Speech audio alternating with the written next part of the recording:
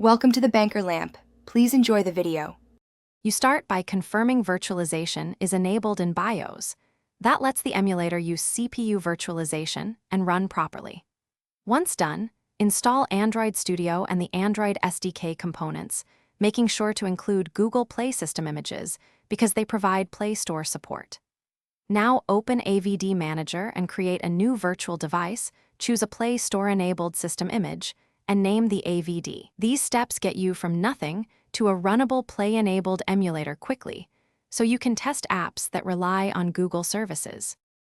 You next configure the virtual device for reliable performance. Allocate at least 2 GB RAM and multiple CPU cores, and choose hardware graphics to use GPU acceleration. This prevents sluggish UI and long boot times.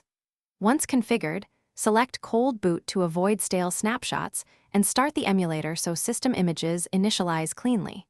Then open Play Store inside the emulator and sign in with your Google account. Make sure to accept Sync and Google Play terms so the store and services behave like a real device. You finish by installing apps from the Play Store or using a DB install to sideload an APK. This verifies real-world behavior. Test permissions, Google APIs, sign-in flows, and in-app purchases since Play-enabled images provide those services. If something breaks, try wiping AVD data and cold booting to clear corrupted state. Make sure the emulator image and SDK tools are updated and virtualization remains enabled. If performance or Play Store errors persist, restart the host machine and recheck BIOS.